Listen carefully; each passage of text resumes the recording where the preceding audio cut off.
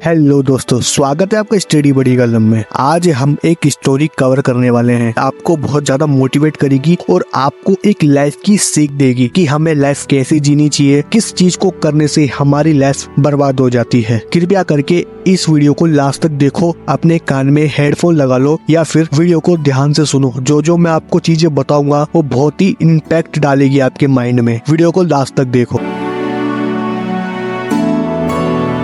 एक व्यक्ति अपने जीवन चलाने के लिए ब्रेड बेचने का काम करता था। वे दिन रात मेहनत करता था ताकि अपनी पत्नी और 2 बच्चों की देखभाल अच्छे से कर सके। दिन भर काम करने के बाद वह शाम को एक्स्ट्रा क्लासेस भी ज्वाइन करता था ताकि वो बेहतर जॉब हासिल कर सके, क्योंकि उसकी कम उम्र में शादी हो गई थी। रविवार को छोड़कर शायद ही कुछ ऐसा दिन होगा कि वो अपने परिवार के साथ बैठकर भोजन कर पाता था। जब भी उसकी पत्नी और उसके बच्चे शिकायत करते थे कि वो हमारे साथ अच्छे से टाइम नहीं बिताता, तो वो कहता अपनी पत्नी और बच्चों से कि ये सब मैं तुम्हारे लिए ही कर रहा हूँ। इतनी मेहनत, इतनी भागदौड़ और ये जो पढ़ाई वो अपने पत्नी के लिए और अपने बच्चों के लिए कर रहा था, और वो चीजें अपने बच्चों से और अपनी पत्नी से कह रहा था, क्योंकि पत्नी और उसके बच्चे बहुत ज्यादा तरसते थे उनसे बात करने के लिए, क्योंकि वो पूरे दिन भर बिजी रहता था। उसकी मेहनत का फल भी उसे मिला और वह दिन आ भी गया जब उसकी एक कंपनी में सीनियर सुपरवाइजर की जॉब मिल गई। हर महीने मिलने वाली सैलरी से वह अपने परिवार के लिए अच्छे कपड़े, अच्छा खाना और अच्छी अच्छी चीजें लाने लगा। और वो जब किराए के मकान में रहता था, अब उसकी एक अच्छी जॉब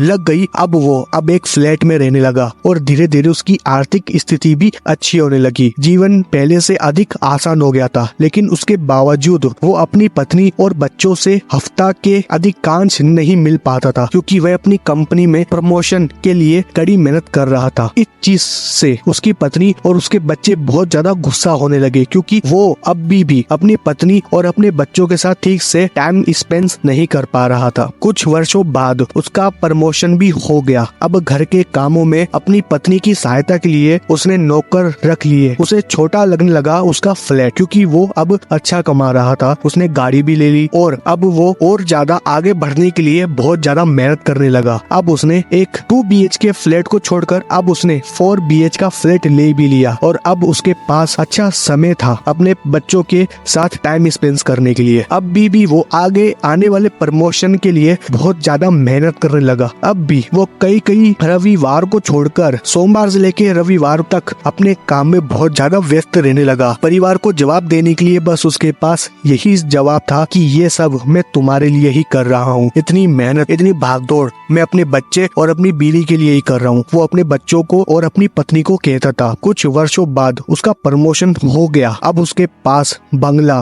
गाड़ी और अपने लिए उसने नौकर चाकर भी रख लिए थे। अब वो संतुष्ट था।